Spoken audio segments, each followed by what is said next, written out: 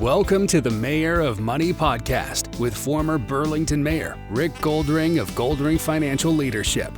In this podcast, we provide successful business owners, including doctors and dentists, with insights to minimize tax and risk while maximizing retirement income and future legacy. Join us for this journey as Rick draws from years of experience and guest experts, including successful entrepreneurs, to provide unique strategies and approaches to estate and financial planning matters, as well as business in general. Now, on to the show. So my guest today is Jay Bradburn of the Bradburn Group of Companies, and he and his brother Jordan have had the Bradburn Group of Companies since August of 2013. So we're going to find out the ins and outs about the Bradburn Group and Jordan and Jay and how they work together and how they started. So first of all, Jay, thank you very much for being a guest on the pod. Appreciate it. And welcome to the Mayor of Money. Good morning, Rick. Thank you. Thank you for having me. Happy to be here. So one of the things we were talking about before I pressed the record button was you were living in Brantford, but you got a view of Burlington and that you liked, and you decided to move here. How long ago was that? It was about 20 years ago or so. My dad, our family was going through a separation. Our parents were separating at the time, and my dad chose to come to Burlington actually to provide an opportunity for my youngest sister to play soccer in the Burlington community and in that organization. So he did that, and shortly after, I came from Brampton to meet with him for the weekend, to spend some time with him on the weekend, and we went down to the water, spent some time down by the water and in the park, and he just kind of showed me around. And I think from that moment forward, literally that day, I said to him, I'm going to move here. I love this community, the friendliness of it, the feel of it, the environment in itself. And I said, I'm going to come here. And I did. I moved only a few months later to Burlington at that point, lived with him, and then eventually found a place of my own. So you went to school in Brampton, I assume? Yep. And what did you do after you finished school, your formal education? Where did you start working? I think most of it was on me, certainly, but I think I fell victim, like so many young kids do, with trying to figure out what it is that I wanted to do with my life at that point. Searched a little, did some research, tried to figure it out, made an attempt to go back to school at that point after graduating from high school. Ultimately chose not to, and I got into an industry, and it was the infrastructure cabling industry. Actually, at the time, I was 17 years old, I guess. Started in that industry, and that industry in itself was a combination of both infrastructure cabling, fiber optics, and construction to a certain degree. Different facilities being built where we would go in and wire these facilities and provide all the communication wirelessly with fiber optics, whatever it might be. So I was a young kid in a new industry with no experience, starting from the bottom, and I did that for a number of years, probably for 6 or 7 years. And what did you learn from that job?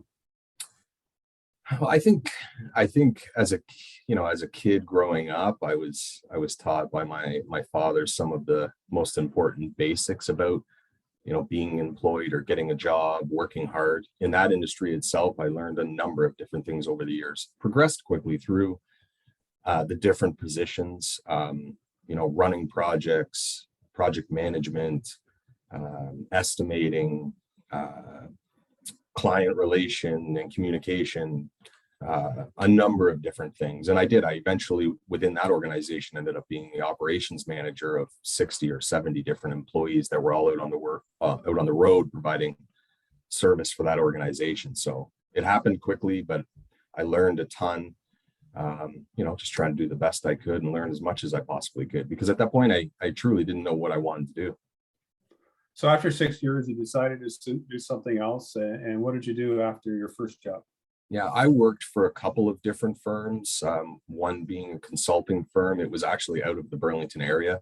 Jordan, at the time, my brother and business partner, was working in a similar industry where he was focused on sales, project management, and those types of things. I worked for a consulting firm, and we specialized at the time at building out large data center and computer room facilities. So large electrical systems, large mechanical systems, fire suppression systems. My role was to basically facilitate the inner and outer workings of those projects for the client and for our consulting firm. So you did a lot of different things, a number of different jobs, and then fast forward to 2013 is when you and Jordan established the Bradburn Group of Companies, and you decided to go into business together. Yes. Is that it? I mean, that's pretty much it. I mean, in truth, I don't know that either of us were, really happy with where we were at. I mean, we were certainly grateful for the jobs and the opportunities that we had, but we talked often about wanting to do something together. We talked often about wanting to, provide for ourselves the way we wanted to in the time we wanted to, but also for the community in which we lived. So we spent a couple of years trying to figure out what it was that we could be doing together and how we could do it with the tool sets that we've developed over the years, and what we could do. And it, again, honestly, it was from ground zero brainstorming event for a couple of years. And we reached out to different people that we knew in the construction industry. We reached out to different networking groups here in Burlington and became a part of those organizations. A lot of our people within our circles were plumbers, electricians, drywallers, HVAC technicians, you name it. And so we just really used our network to socialize and try to learn from others what they were doing, what was working and what wasn't, so that we could try to establish what it was that we wanted to be doing. So when you, your focus now is on home and commercial renovations. Yes. And when did you know that that was going to be your focus going forward, prior to 2013? I think, I guess it would have been a couple of years into the planning, if you will, and listening to people in our communities, in the family group, and in our networking circle. We were hearing a lot of the same things consistently, and that was the difficulties that some people were having with a given trade or a contractor. I mean, they're no secret. There was lots of struggles in the industry with people finding people that were dependable, that could manage their projects, keep things on budget. It was consistent. And with our, who are our trade partners now, they too had difficulties finding continuous work, dealing with the clients, working on the tools, as well as finding new opportunities and estimating.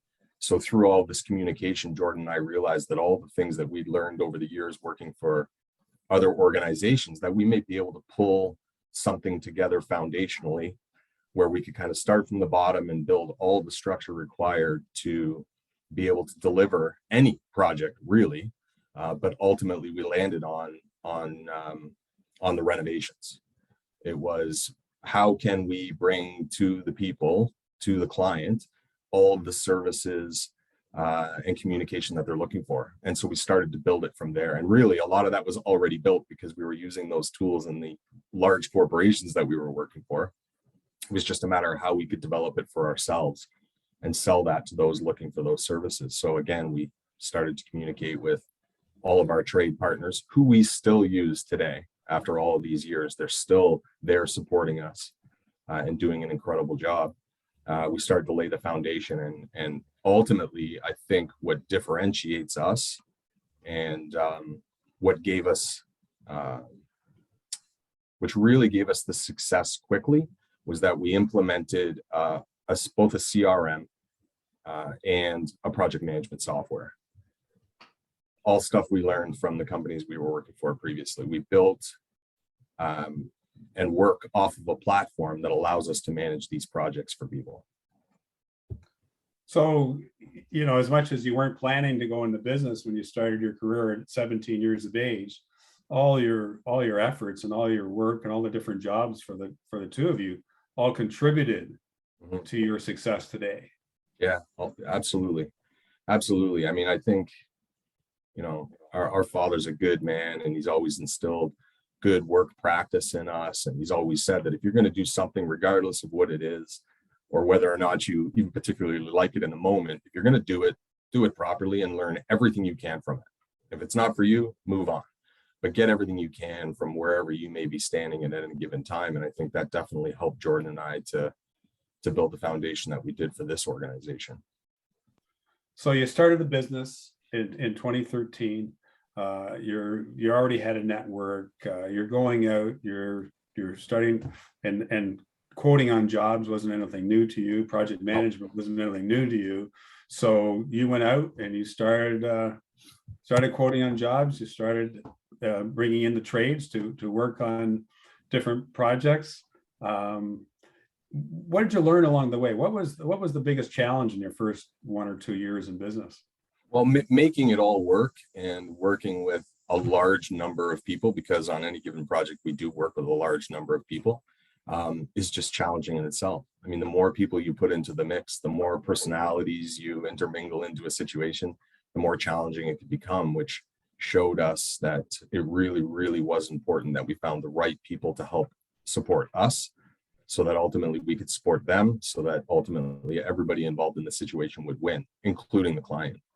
So it was just about identifying what everybody's strengths were, what made it all work, and then implementing that into the project management tool that helped us to keep it all together. And even our trade partners, these guys are hardworking individuals that are on the tools all day. Here we are trying to convince them to use a computer system that's going to help us to keep everything organized. And for probably a year, it took us a year to get everybody on board and everybody committed to the process and the procedures. And once they did, they realized, wow, this is so much easier to work, having schedules and having daily communication and having photos taken on job sites of the work that's being completed and providing direct updates to the client. Once everybody started to see it all work, they really, really got on board.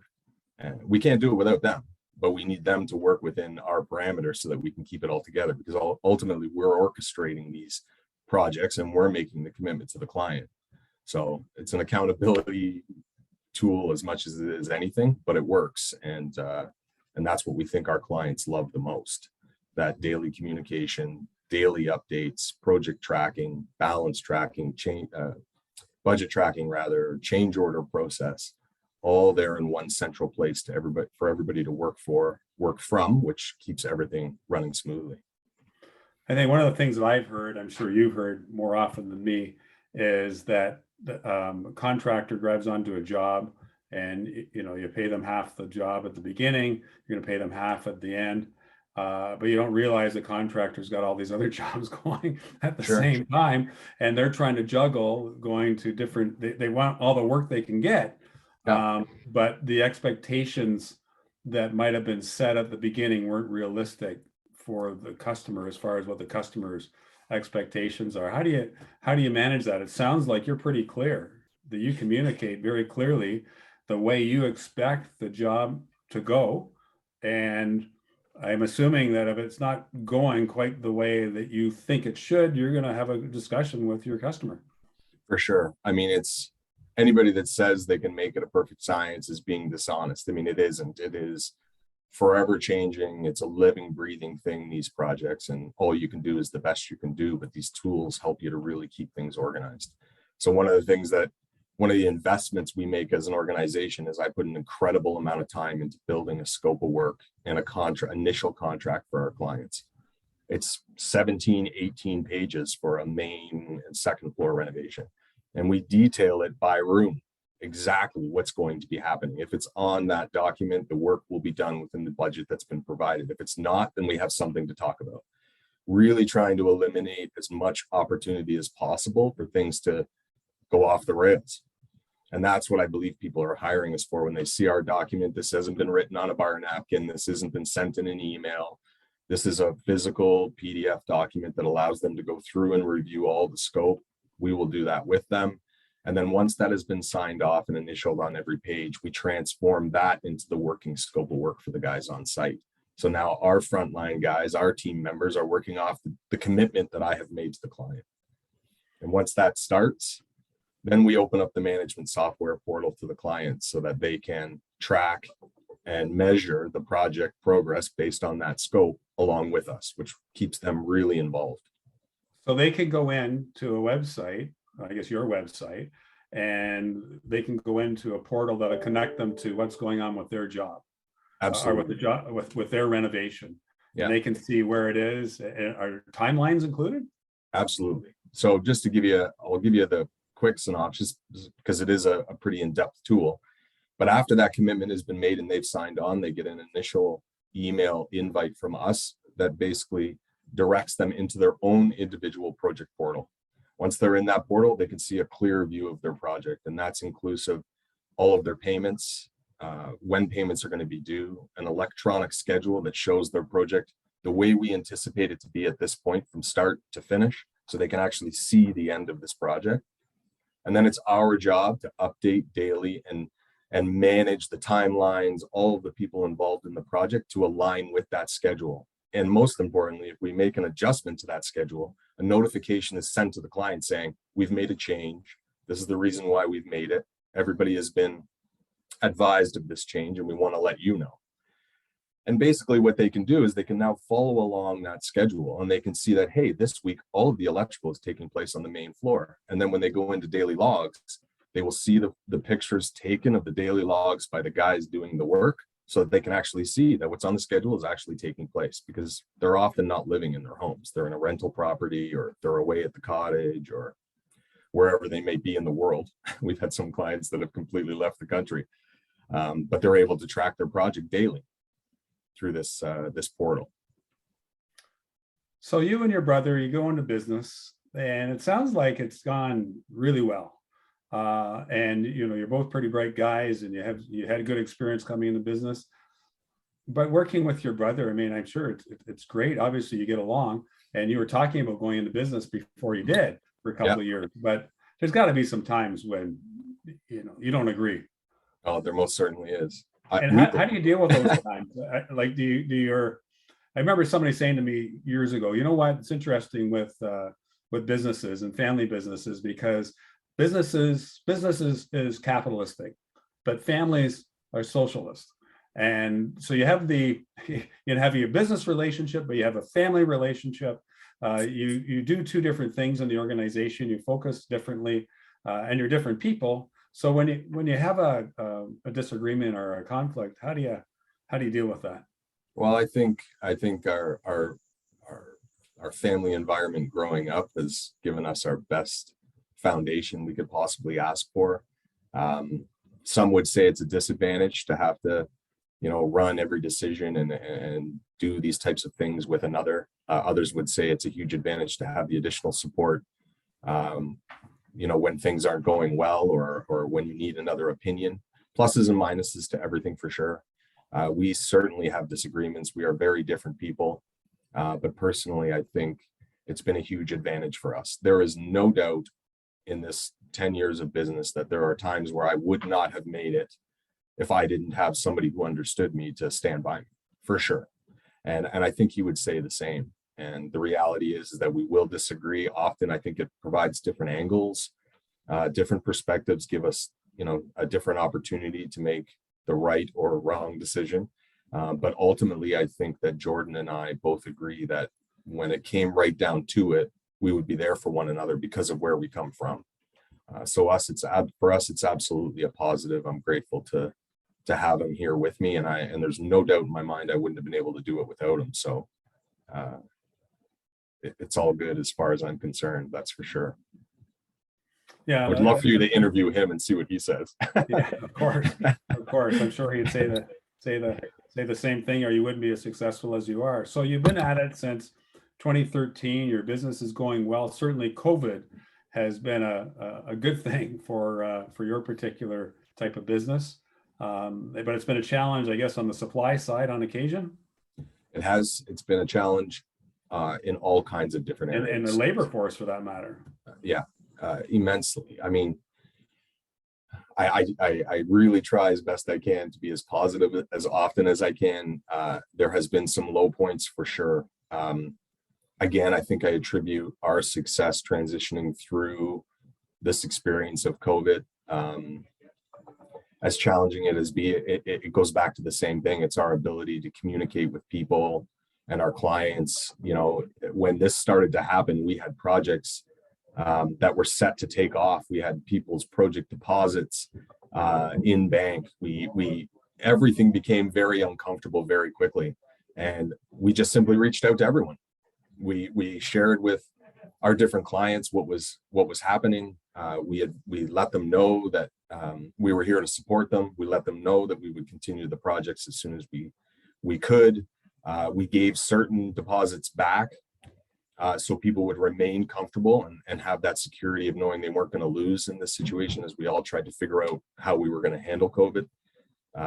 It's material shortages, labor shortages, you name it. It was there, but we all stuck together, communicated, supported one another, and for us, we've made it out okay, certainly. So the Bradburn Group of Companies, you've been around since 2013.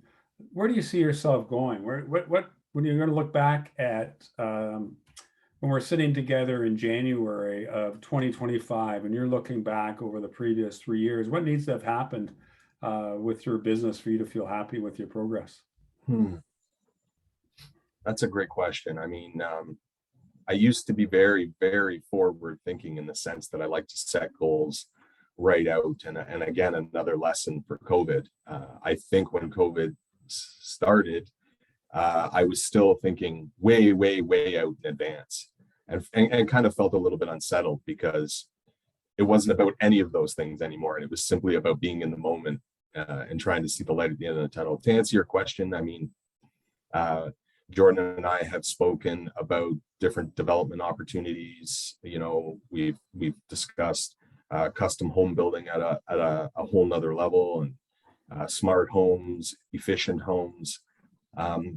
For us at this point, I think we are taking it day by day and just waiting to see how things are going to play out and make sure that we stay strong in where we are right now and do things the right way. I'd like to think that 5 years from now, we'll definitely be talking about some development projects that we are doing. We're specific in that we're looking for as well, because we have this vision as to what it is that we want to be doing. So I won't give away too much, because I'd love to do another podcast with you, but we've got some big plans. For the first time, we are feeling like we have a really solid team, a great group of individuals that are working and supporting us right now. I feel like there's little we can't do with the team and the support that we have and the network of people that we have around us. So we're looking forward to putting pen to paper and taking on some new ventures as the years come forward. But I think you made a really good point when you said, you know, it's a little difficult environment to look too long term because of the fact that, you know, we're still in the middle of a pandemic. We're not sure exactly where this is going to where this is going to end up. And how it's going to end up exactly, or when it's going to end up. And you've got to focus on today.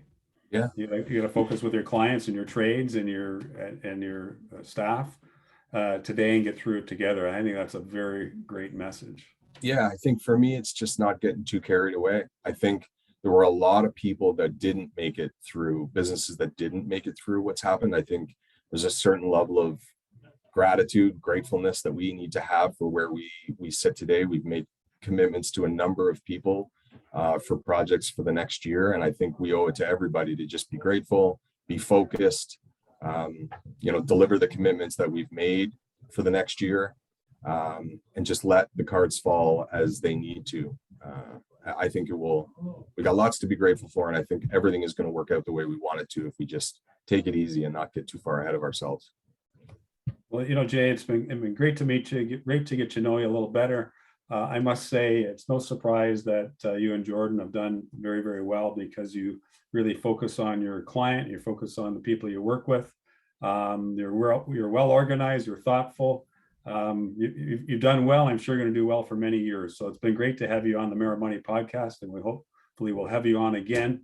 And I want to thank everybody for tuning in to the Mayor of Money, and we'll see you next time. And remember to stay positive and test negative.